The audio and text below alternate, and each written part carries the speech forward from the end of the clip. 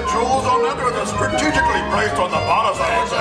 Gravitationally impossible. I couldn't take my eyes off of it. Considering what I lost. We all would have got a Oh, it was an immense achievement, Higgins. Well, it was silly notion. I hadn't backed myself to do what I should have chucked the whole thing up 2 months ago. Absolutely A lot of fantastic. tomfoolery. The silly people don't know their own silly business. Higgins, I salute you. Tonight, old man, you did it. You did it. You did it. You said that you would do it, and indeed you did. I thought that you would rue it. I doubt it. You do it. But now I must admit it and succeed. You did. You should get a medal or be even made a knight. No, it was nothing. Really nothing. All alone, you hurdled every obstacle in sight. Now wait. Give credit where it's due. A lot of the glory goes to you. But you're the one who did it. Who did it? Who did it? As sturdy as Gibraltar, not a second did you falter. There's no doubt about it. You did it. I must have aged a year tonight. At times I thought I'd die of fright. Never was there a momentary lull. Shortly after we came in, I saw at once we'd easily win. And after that, I found it deadly dull. Oh, no. You should have heard the oohs and ahs, everyone wondering who she was. You'd think they'd never seen a lady before. And when the Prince of Transylvania asked to meet her and gave his arm to lead her to the floor, I said to him, you did it, you did it, you did it. They thought she was ecstatic and so damned aristocratic, and they never knew that you did it. Thank heavens for Sultan Garbardi. If it weren't for him, I would have died of boredom. Oh, he was there all right, and up to his old tricks. Carly, the dreadful Hungarian, was he there? Yes. That blackguard who uses the science of speech more to blackmail and swindle than teach.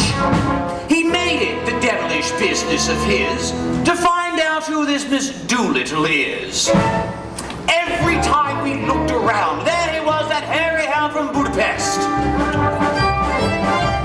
Never leaving us alone, never have I ever known of Budapest. Finally, I decided it was foolish not to let him have his chance with her. So I stepped aside and let him dance with her. Oozing charm from every pore, he oiled his way around the floor. Every trick that he could play, he used to strip her mask away. And when at last the dance was done, he glowed as if he knew he'd won. And with a voice too eager and a smile too broad, he announced to the hostess that she was a fraud. No! Jawohl. Her English is too good, he said, which clearly indicates that she is foreign. Whereas others are instructed in their native language, English people aren't. And although she may have studied with an expert dialectician and grammarian, I can tell that she was born Hungarian. Not only Hungarian, but of royal blood. She is a princess.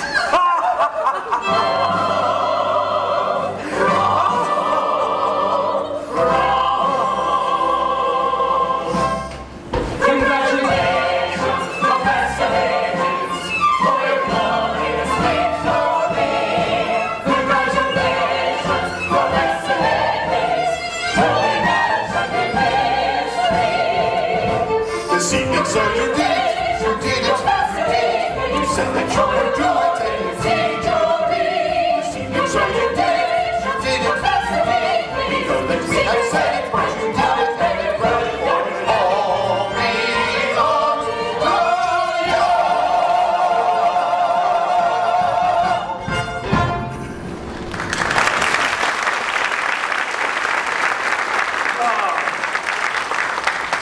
I can say is, thank God it's all over. Now I can go to bed at last without dreading tomorrow. Good night. Good night, Mr. Higgins. Yes. Good night, Mr. Pierce. I think I shall turn in too.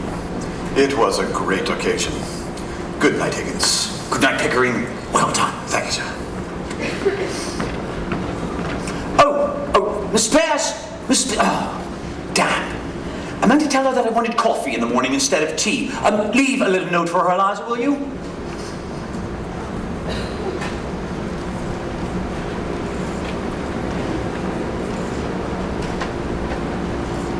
Oh, now, blast! What the devil have I done with my slippers?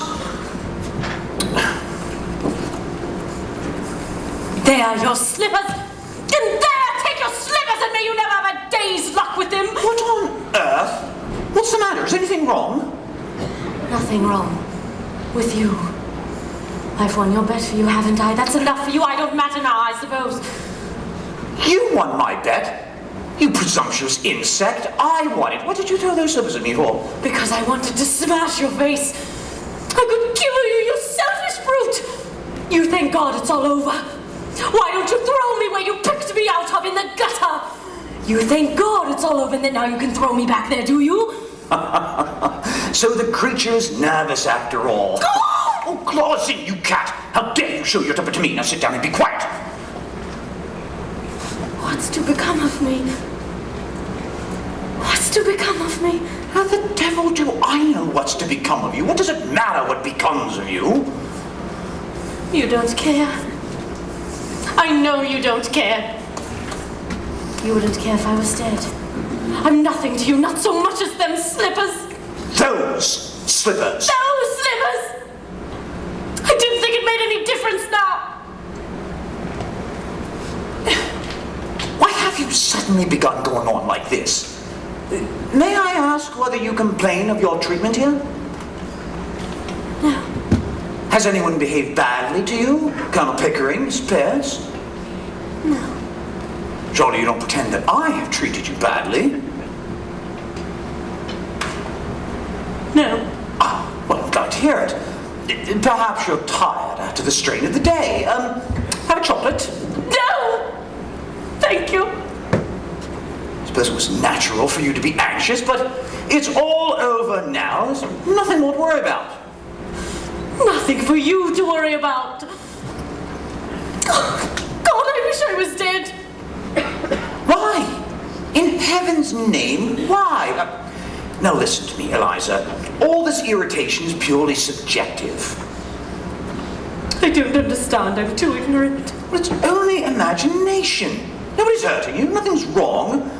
Now come, you go to bed like a good girl and sleep it off. Have a little cry and say your prayers, and that will make you more comfortable. I heard your prayers. Thank God it's all over. Yes, well, don't you thank God it's all over. Now you're free and can do what you like. What am I fit for? What have you left me fit for? What am I to do? Where am I to go? And what's to become of me? Oh, that's what's bothering you, is it? Oh, I shouldn't worry about that if I were you. I should imagine you won't have much difficulty in settling yourself somewhere or the other. Though I hadn't quite realized you were going away. You might marry, you know. You see, Eliza, not all men are confirmed old bachelors like me and the Colonel. Most men are the marrying sorts, poor devils. And you're not bad looking. I mean, it's quite a pleasure to look at you at times. Well, not now, of course. You've been crying and you look like the very devil.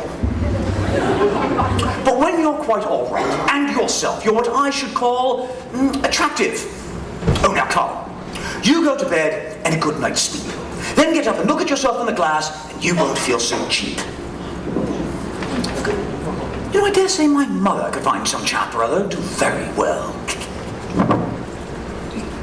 We were above that in Covent Garden. What do you mean?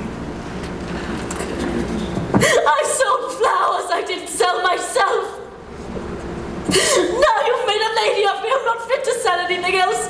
Tosh, Eliza, don't insult human relations by dragging all that cant about buying and selling into it. You needn't marry the fellow if you don't want to. What else am I to do? Well, lots of things. What about the old idea of a florist shop? Pickering could set you up in one. He's lots of money. He'll have to pay for all those togs you've been wearing. And that with the jewelry, make a big hole in £200. Oh, now come, you'll be all right. I must clear off to bed. Devilishly sleepy. Oh, by the way, I was looking for something. What was it? Your slippers. Oh, yes, of course. You shied them at me.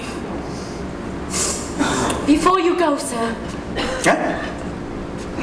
do my clothes belong to me or to Colonel Pickering? What the devil use would they be to Pickering? Why did you start bothering about all that in the middle of the night?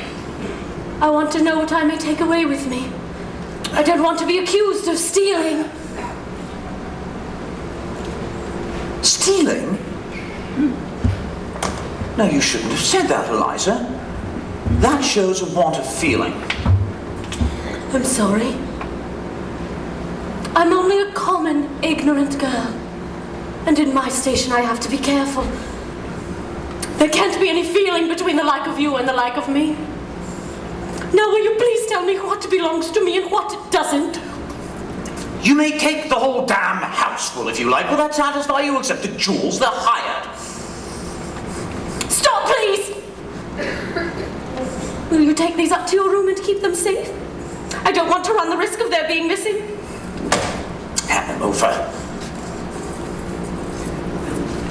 If these belong to me and not the jeweler, I would ram them down your ungrateful throat. This ring isn't the jeweler's. It's the one you bought me in Brighton. I don't want it now.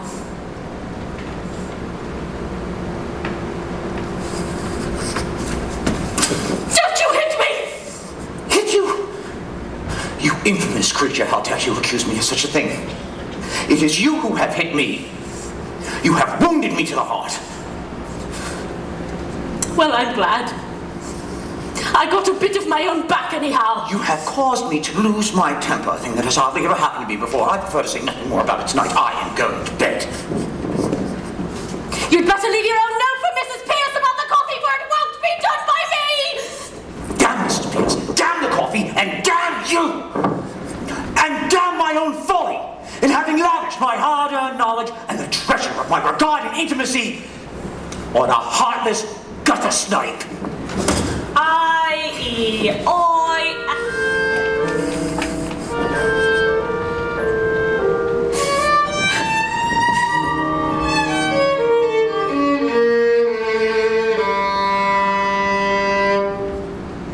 Just you wait, Higgins. Just you wait. You'll be sorry, but your tears will be too late.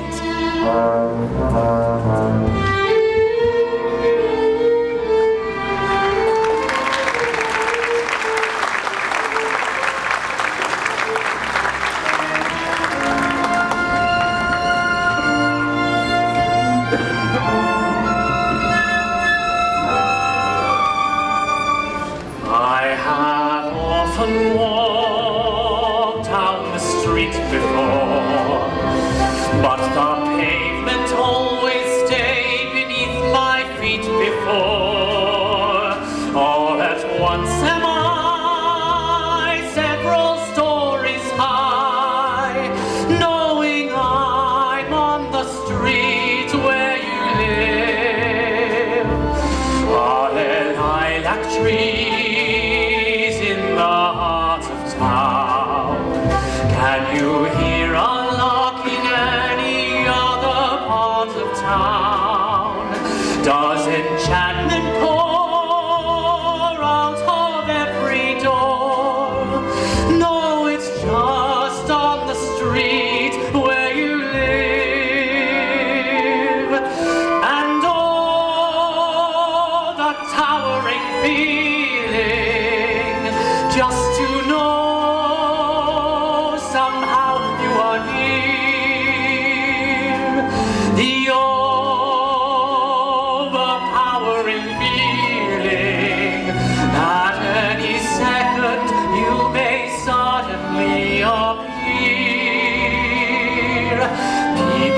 stop and stare. They... Oh, darling! Darling! Freddie, what are you doing here? Nothing. I spent most of my time here. Oh, Miss Doolittle, don't laugh at me. Freddie, you don't think I'm a heartless gutter snipe, do you? Oh, no, darling. How can you imagine such a thing? You know how I feel. I've written you 2 and 3 times a day telling you. Sheets and sheets.